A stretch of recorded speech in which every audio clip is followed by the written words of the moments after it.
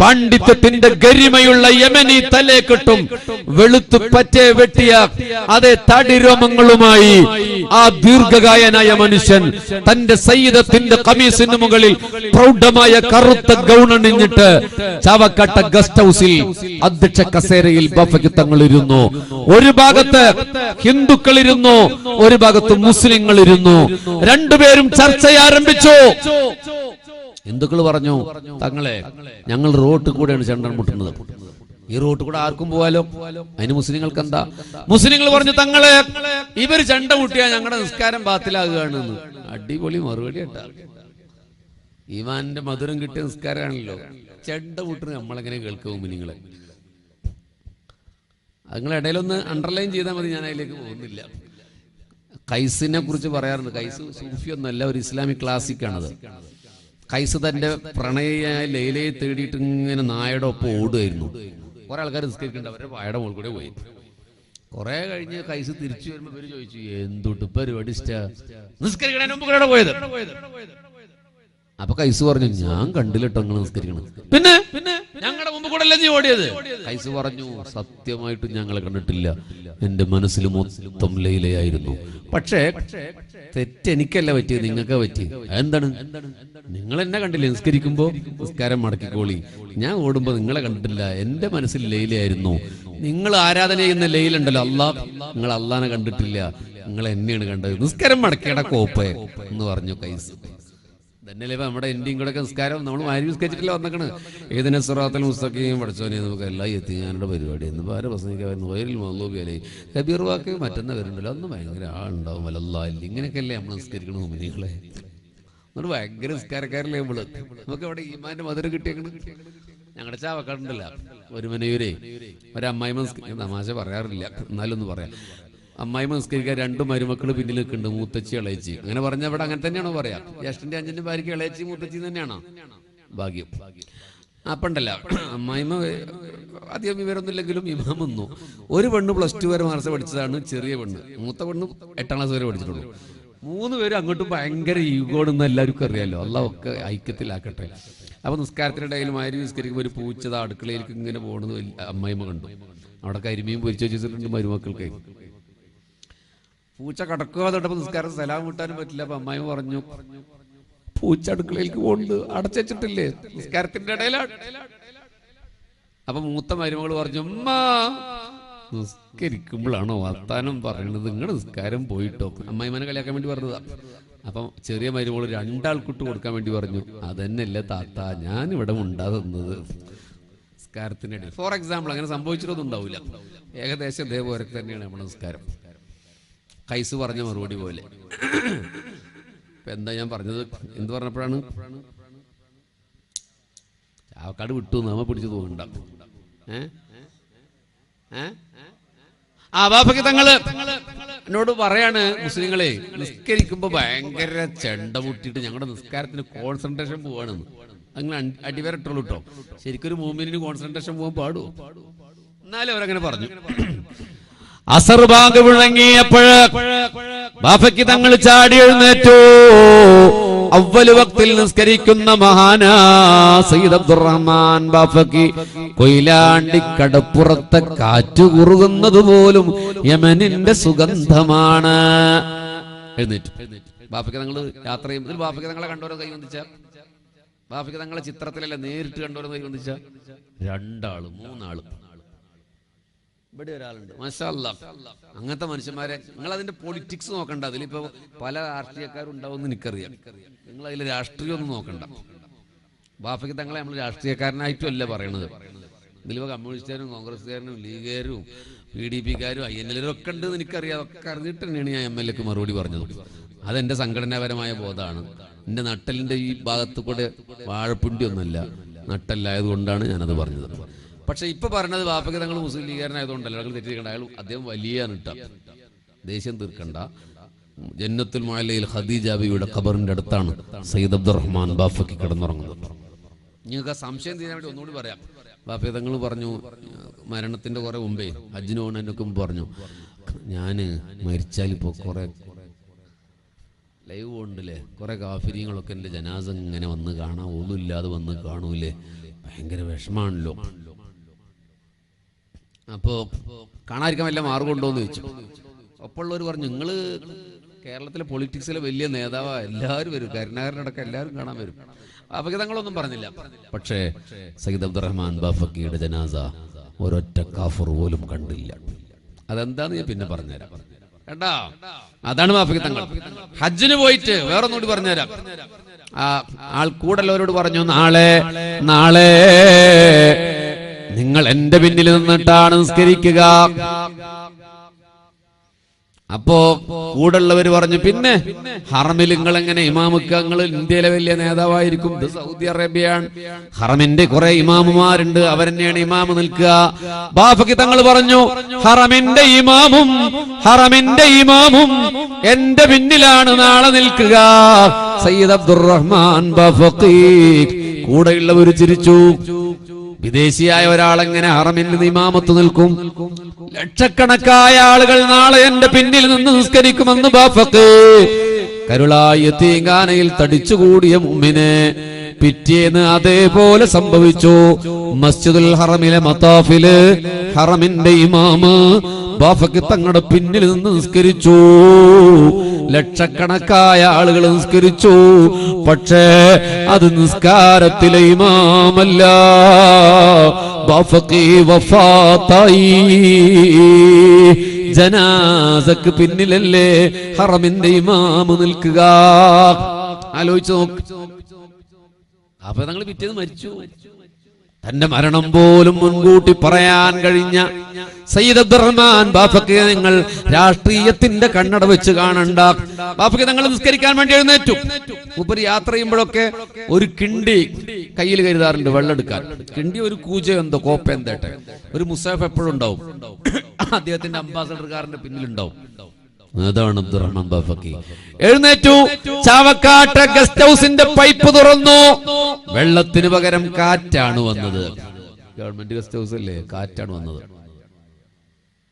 അപ്പം എന്ത് ചെയ്യണമെന്നറിയാതെ നിൽക്കുമ്പോ ഇവിടെയാണ് പോയിന്റ്. ഓടി വന്നു RSSകാരായ ചെറുപ്പക്കാർ ഓടി വന്ന് ബാഫക്കി തങ്ങളുടെ കയ്യിൽ നിന്ന് ആ പാത്രം വാങ്ങി റോഡ് മുറിച്ച് അപ്പുറത്തെ പറമ്പിലേക്ക് ഓടി പാള കിണറ്റിലേക്കിട്ട് വെള്ളം കോരിയെടുത്തു. തിരിച്ചു വന്നു. ബാഫക്കി തങ്ങൾ പുഞ്ചിരിയോടെ സുസ്മേരവദനായി നോക്കി നിൽക്കുമ്പോ കൈ നീട്ടി. അപ്പൊ അവര് പറഞ്ഞു, തങ്ങളെ നിങ്ങൾ ഒതുണ്ടാക്കിക്കോ, ഞങ്ങൾ വെള്ളം ഒഴിച്ചു തരാം. അന്നത്തെ ആർസുകാരന് ഒതുണ്ടാക്കിക്കോ എന്നൊക്കെ പറയാനുള്ള ഈമുണ്ട്. കാരണം അവർക്കറിയാം ഇന്നത്തെ കരുലായത്തെ ഏതെങ്കിലും ഒരു ഹിന്ദു ഒലു എന്നൊക്കെ പറയും, നാവ് ഉളുക്കും. എന്താ കാരണം? നമ്മൾ അവരുടെ മുമ്പിൽ അങ്ങനെ സഹവസിച്ചിട്ടില്ല. റമളാനിൽ നമ്മൾ ചായക്കടയിൽ പോയി ചായ കുടിക്കുമ്പോ മാധവനും രമേശും അടുത്തിരിക്കുന്നുണ്ട്. അപ്പൊ അവന് മനസ്സിലായി ഇസ്ലാം ഒരു കോപ്പുമല്ല. ഞാൻ കണ്ടില്ല ചായ കുടിക്കണത്. അങ്ങനെ ഇസ്ലാമിനെ പൊളിച്ചത് നമ്മളാണ്. കരുലായിൽ ഒരു 30 കൊല്ലം മുമ്പേ ഒരു ഹിന്ദു ഇവിടുത്തെ ഒരു കാരണവരുടെ മുമ്പിൽ മടക്കി കുത്തി നടക്കുമോ? നിങ്ങൾ ചോദിച്ചു നോക്കി, വല്യപ്പാരോട് ഇരിക്കണ്ടല്ലോ, നടക്കില്ല. അത് ആരേലും മലപ്പുറം കത്തിണ്ടായിട്ടൊന്നുമല്ല, പണം ഉണ്ടായിട്ടുമല്ല. പാവപ്പെട്ട കാരണവന്മാരെയും ബഹുമാനിച്ചിരുന്നു. അതൊരു റെസ്പെക്റ്റ് ആയിരുന്നു.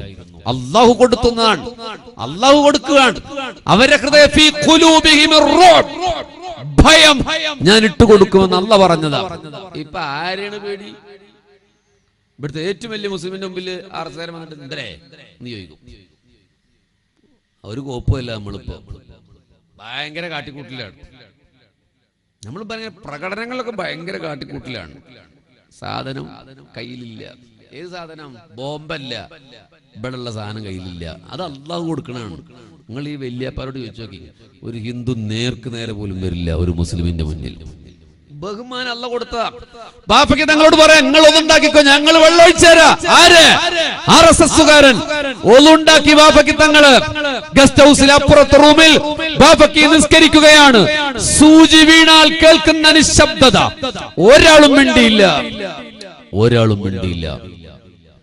പള്ളി നിസ്കരിക്കുമ്പോൾ ബഹളം ഉണ്ടാക്കുന്നവരൊക്കെ മിണ്ടാതിരുന്നു. അങ്ങനെ ബാഫക്കി തങ്ങൾ നിസ്കരിക്കാൻ കഴിഞ്ഞ് എഴുന്നേറ്റ് വന്നു. സ്വാഭാവികമായും മുസ്ലിങ്ങൾ എഴുന്നേറ്റ് നിന്നപ്പോ ഹിന്ദുക്കൾ എഴുന്നേറ്റ് നിന്നു. ബാഫക്കി തങ്ങൾ കൈകൊണ്ട് പറഞ്ഞു ഇരിക്കെ. കസേരയിൽ നിന്ന് ബാഫക്കി ഒന്ന് ചിരിച്ചു, വല്ലാത്തൊരു ചിരി. എന്നിട്ട് ഒരൊറ്റ ഡയലോഗേ പറഞ്ഞുള്ളൂ.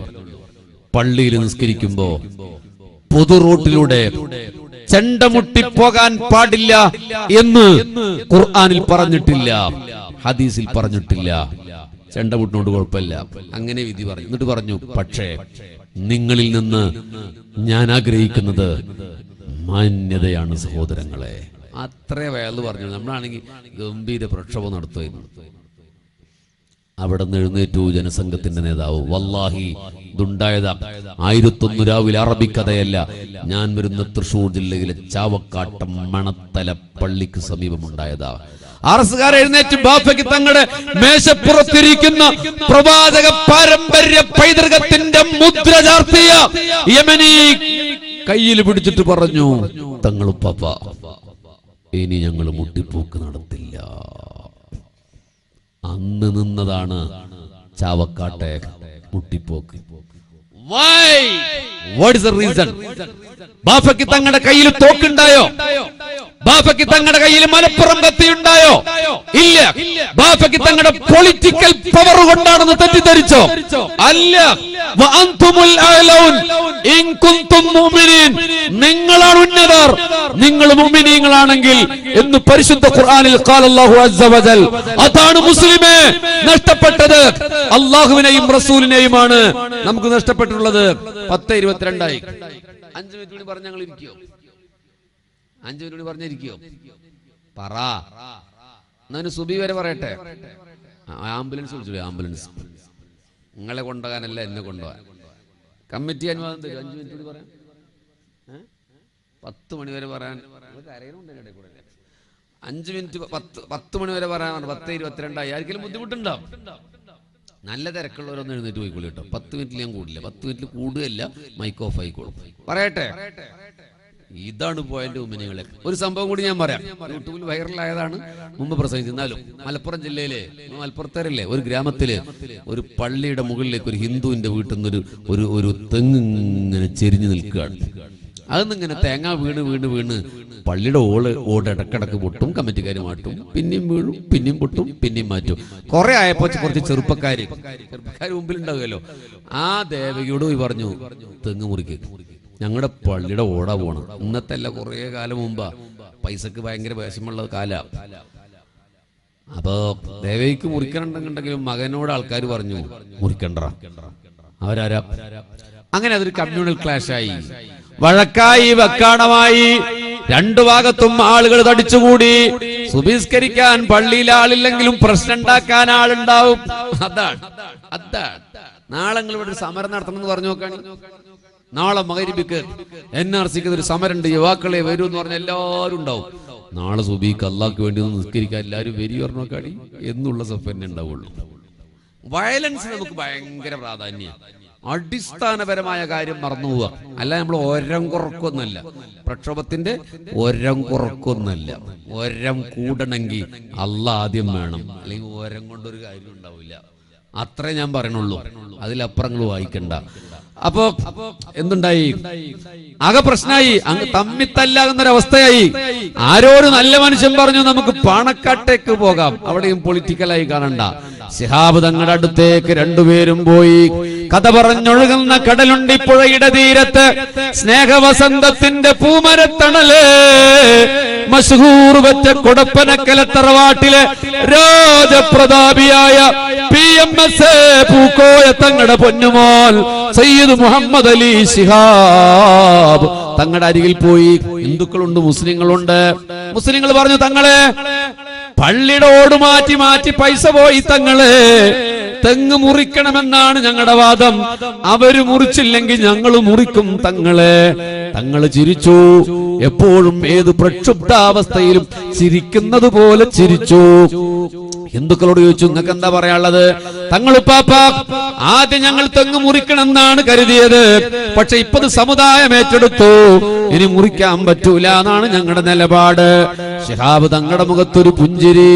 ഹിമഗണങ്ങൾ വീണുണരുന്ന പ്രസന്ന പ്രഭാതങ്ങളിൽ ഇതൾ വിടർത്തുന്ന റൈഹാൻ പൂവ് പോലെ ഭാതി വിരിയുന്നൊരു പുഞ്ചിരി. തങ്ങളെ കണ്ടവർക്കറിയാം, പൊട്ടിച്ചിരിക്കാറില്ല ശിഹാബ് തങ്ങള്. പാരിജാതം പോലെ പാതി വിരിഞ്ഞൊരു പുഞ്ചിരി എവിടെന്നോ ഓടി വരും ആ മുഖത്തേക്ക്. എനിക്കിപ്പോ മനസ്സിൽ ഓർമ്മ വരികയാണ്. മേശവലിപ്പ് തുറന്നു. ശിഹാബ് തങ്ങള് തോക്കെടുക്കാനല്ല, കുറച്ച് നോട്ടെടുത്തു. എന്നിട്ട് പറഞ്ഞു, ആ കമ്മിറ്റിയുടെ സെക്രട്ടറിയെ വിളിച്ചു പറഞ്ഞു, ഇതാ. അവർക്ക് വലിയ സന്തോഷായി, തെങ്ങ് മുറിക്കാനുള്ള പൈസയാകും. പക്ഷെ ശിഹാബ് തങ്ങൾ പറഞ്ഞു, പള്ളി നാളെ പൊളിക്കണം. പഠിച്ചോനെ, പള്ളി നാളെ പൊളിക്കണം തങ്ങളെ. അതെ, പള്ളി പൊളിക്കണം, എന്നിട്ട് കോൺക്രീറ്റ് ആക്കണം. എന്നാ പിന്നെ തേങ്ങ വീണ ഓട് പൊട്ടൂല്ലല്ലോ. ഭയങ്കര ഫിലോസഫി. ആരാണിത് പറയുന്നത്? ആരാണിത് പറയുന്നത്?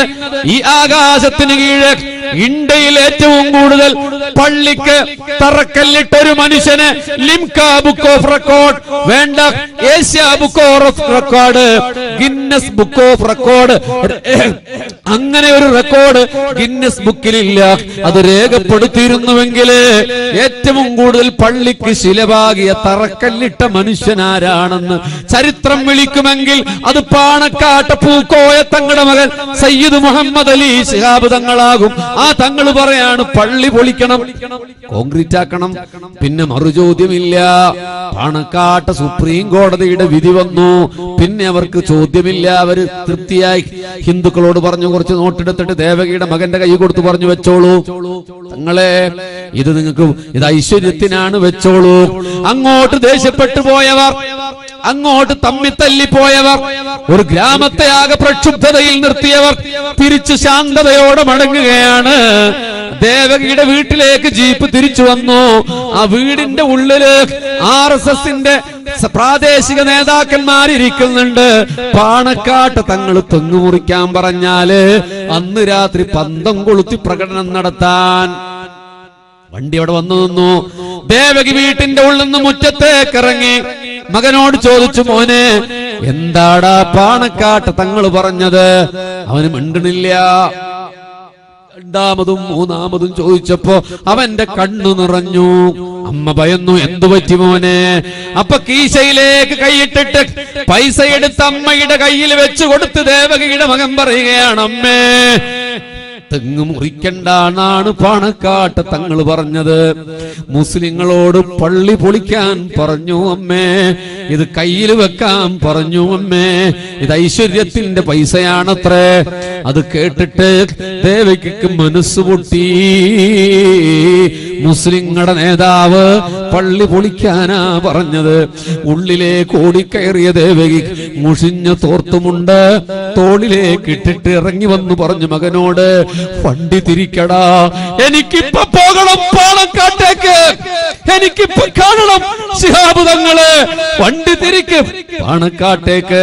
സന്ധ്യ മയങ്ങിയ നേരത്ത് ആ വണ്ടി മടങ്ങുകയാണ്. ഒരു രാത്രിയിലും അടയാത്ത കൊടപ്പനക്കല തറവാടിന്റെ മുറ്റത്തേക്ക് കേരളത്തിന്റെ വിവിധ ഗ്രാമങ്ങളിൽ നിന്ന് തേനീച്ചകളെ പോലെ വന്നു നിൽക്കുന്നുണ്ട് പയ്യാരം പറയാൻ. ചരിത്രം പിറന്ന വട്ടമേശക്ക് പിറകിലെ PMS പൂക്കോയ തങ്ങളുടെ പൊന്നുമോൻ സയ്യിദ് മുഹമ്മദ് അലി ശിഹാബ്. വണ്ടി വന്നു നിന്നു. ദേവകി ഇറങ്ങി വാവിട്ട് നിലവിളിച്ചു, നെഞ്ചത്തടിച്ചു കരയുകയാണ്. ആളുകൾ അത്ഭുതത്തോടെ ചിതറി മാറി നോക്കി. ശിഹാബ് തങ്ങൾ കാണുന്നത് ഒരു പെണ്ണ് നിന്ന് കരയുന്നതാണ്, ഒരമ്മ നിന്ന് കരയുന്നതാണ്. ശിഹാബ് തങ്ങൾ വേച്ച് വേച്ച് മുറ്റത്തേക്ക് ഇറങ്ങി ചോദിച്ചു, എന്താണ് പെങ്ങളെ, എന്തിനാണ് ഈ കരച്ചല്? അപ്പൊ നിലവിളിച്ച് കൈകൂപ്പിയിട്ട് പറയുകയാണ്, തങ്ങളെ തെറ്റുപറ്റി തങ്ങളെ, പള്ളി പൊളിക്കണ്ട തങ്ങളെ, ഞങ്ങൾക്കാണ് തെറ്റുപറ്റിയത്. ഇത് രാത്രിയല്ലേ, നാളെ പുലരട്ടെ, തെങ്ങ് ഞങ്ങൾ മുറിക്കാ തങ്ങളെ, അങ്ങേക്ക് വിഷമമായോ തങ്ങളെ എന്ന് പറഞ്ഞ് കരഞ്ഞപ്പോ ശിഹാബ് തങ്ങൾക്ക് കാര്യം മനസ്സിലായി. അവര് പറഞ്ഞു, പെങ്ങളെ കരയണ്ട പെങ്ങളെ, തെങ്ങൊരു കൽപ്പവൃക്ഷമാണ്, അത് മുറിക്കണ്ട, പള്ളി അവര് കോൺക്രീറ്റ് ആക്കട്ടെ എന്ന് പറഞ്ഞു മടങ്ങുമ്പോ കൈകൂപ്പി നിന്നിട്ട് കണ്ണുനീരിന്റെ തുഷാര സ്ഫടികത്തിലൂടെ തിരിച്ചു മടങ്ങുന്ന സയ്യിദ് മുഹമ്മദ് അലി ശിഹാബ് തങ്ങളെ നോക്കി കരഞ്ഞു. വാന്തുമുൽ അഅലൗൻ ഇൻ കുൻതും മുഅ്മിനീൻ, നിങ്ങളാണ് ഉന്നത. കണ്ടോ നിങ്ങള്, ശിഹാബ് തങ്ങളുടെ പൊളിറ്റിക്കൽ പവറിന്റെ മുന്നിലല്ലാതെ ആ ആത്മീയ ഗരിമയുടെ മുന്നിൽ തോറ്റു പോവുകയാണ് ഹിന്ദുക്കൾ പോലും. പറ്റോ നമുക്ക് ആ അള്ളയാണ് കൂടെ ഇല്ലാത്തത്. അവസാനിപ്പിക്കട്ടെ, ഒരു വേദിയിലും ഞാൻ പരസ്യമായി പറയാത്ത ഒരു സംഭവം കൂടി നിങ്ങളോട് ആദ്യമായി പറയുകയാണ്. ശിഹാബ് തങ്ങൾ മരിച്ചപ്പോ ഫേസ്ബുക്കിൽ ഞാൻ ആ പോസ്റ്റ് ഇട്ടിട്ട് ആയിരക്കണക്കിന് ഷെയർ വന്ന ഒരു സംഭവം കൂടി ഞാൻ നിങ്ങളോട് പറയട്ടെ. ശിഹാബ് തങ്ങൾ അമേരിക്കയിലേക്ക് ചികിത്സക്ക് പോയി. വലിയ മേജർ ഓപ്പറേഷനാണ്, തല പൊളിച്ച ഓപ്പറേഷനാണ്, ദിവസങ്ങൾ കിടക്കേണ്ട ഓപ്പറേഷനാണ്. സയ്യിദ് മുനവ്വർ അലി ശിഹാബ് തങ്ങൾ അവിടെ കൂടെയുണ്ട്. ആ സമയത്താണ് അവിടുത്തെ പത്നി പ്രിയപ്പെട്ട ഫാത്തിമ വഫാത്തായി. നമ്മളൊക്കെ അറിഞ്ഞ വാർത്തയാണ്.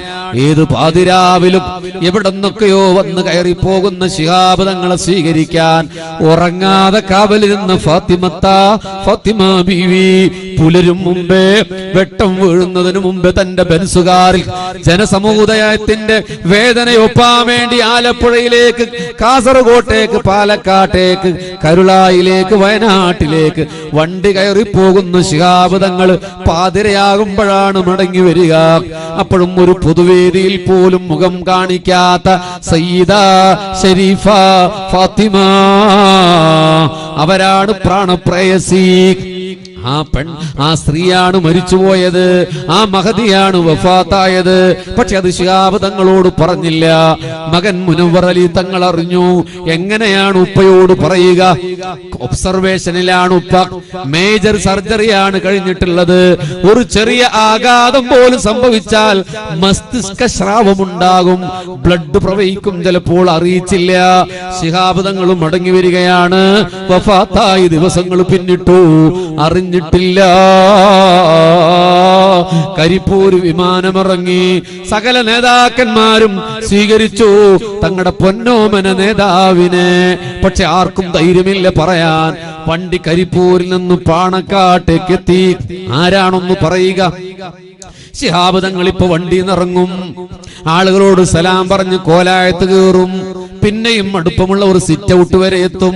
അവിടത്തെ അടുത്ത വാതിൽ തുറന്നാല് ദിവസങ്ങളായി കാത്തു നിൽക്കുന്ന അതേ ബാപ്പയ്ക്ക് തങ്ങളുടെ പൊന്നുമോള് സയ്യിദ ഷരീഫ ഫാത്തിമ അവരെ കാണും. അവരെ നെഞ്ചു ചേർത്ത് ചിലപ്പോ ഉമ്മ വെക്കുമായിരിക്കാം. അതല്ലേ സംഭവിക്കുക. അന്ന് അമേരിക്കയിലേക്ക് പോകുമ്പോ ഒരു പൊതുസദസ്സിലും ഇറങ്ങി വരാത്ത ബീവി അന്ന് കാറ് വരെ അനുഗമിച്ചു തന്റെ പ്രിയതമനെ. ഇനി ഒരിക്കലും കാണാത്തതുപോലെ കാറ് വരെ അനുഗമിച്ചാണ് തിരിച്ചു മടങ്ങിയത്. അവരവിടെ പ്രതീക്ഷിക്കില്ലേ സയ്യിദ് മുഹമ്മദ് അലി ശിഹാബ് കോലായത്ത് കയറി. ആരാണ് പറയുക? സമുദായത്തിന്റെ ഏതു കൊടുങ്കാറ്റിലും മാടി ഉലയാത്ത പായ്മര തൂണുപോലെ നിൽക്കുന്ന നേതാക്കന്മാർ ആ പാർട്ടിക്കുണ്ട്. പറയാൻ ധൈര്യമില്ല. എല്ലാരും കൂടി പറഞ്ഞു, ഉമർ അലി തങ്ങളോട് നിങ്ങളൊന്ന് പറയുമോ? ഉമർ അലി തങ്ങള് കാക്കാന്റെ അരികിൽ ചെന്നു, സിറ്റ് ഔട്ടിലേക്ക് കടന്നു കഴിഞ്ഞു. അതിനപ്പുറം ആർക്കും പ്രവേശനമില്ല. അവിടെ നിന്നും യാത്ര പറയുന്നതിന് മുമ്പേ ശിഹാബ് തങ്ങളുടെ ചെവിയില് ഉമർ അലി തങ്ങൾ പറഞ്ഞു, കാക്കാ ഫാത്തിമ ബീവി വഫാത്തായി. ദിവസങ്ങൾക്ക് മുമ്പ്.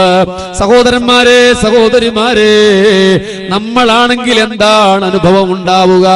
ഏറ്റവും ഇഷ്ടപ്പെട്ട ഒരാൾ ദിവസങ്ങൾക്ക് മുമ്പ് മരിച്ചു എന്ന വാർത്ത, അത് താൻ അറിഞ്ഞില്ല എന്ന വേദന, ഇനി ഒരിക്കലും കാണാനാകില്ല എന്ന സങ്കടം തിരമാല പൊട്ടൂല്ലേ? അപ്പോഴും അതാ എന്തത്ഭുതം കേട്ടപ്പോഴും ഞെട്ടുന്ന വാർത്ത കേട്ടപ്പോഴും പൂക്കോയ തങ്ങളുടെ പൊന്നുമോന്റെ മുഖത്ത് നേരിയൊരു വിഷാദം വന്നെങ്കിലും ഒരു നേർത്ത പുഞ്ചിരി വന്നു. ഉള്ളിലേക്ക് വെച്ച കാല് പിറകോട്ട് വന്നു, തിരിച്ചു മടങ്ങി മുറ്റത്തേക്ക്. പിന്നെ എല്ലാവരും നിറകണ്ണുകളോട് ശിഹാബ് തങ്ങളെ അനുഗമിച്ചു പാണക്കാട്ട പള്ളിക്കാട്ടിലേക്ക്. ഖബറിന്റെ മുമ്പിൽ നിന്ന് ഫാത്തിഹ വിളിച്ചു ദുആ ചെയ്തു. അക്ഷോഭ്യനായി സയ്യിദ് മുഹമ്മദ് അലി ശിഹാബ് യഖീനാൻ വഅൻതുമുൽ അലൗൽ ഇൻ കുൻതും മുഅ്മിനീൻ. മുഅ്മിനേ, അള്ളാനെ സൂക്ഷിച്ച മഹാനാ ഖൈറോ ജീവിതകാലത്ത് സൂഫികളുമായി ബന്ധമുള്ളയാളാണ്. ഞാനൊരു ഉദാഹരണമായി പറഞ്ഞതാണ് അവരെയൊക്കെ. അള്ളാഹു നമ്മുടെ കൂടെ ഉണ്ടാകട്ടെ, മലക്കുകളുടെ സഹായമുണ്ടാകട്ടെ, സകല പ്രതിസന്ധികളും അതിജയിക്കാൻ അള്ളാഹു തൗഫീഖ് നൽകട്ടെ.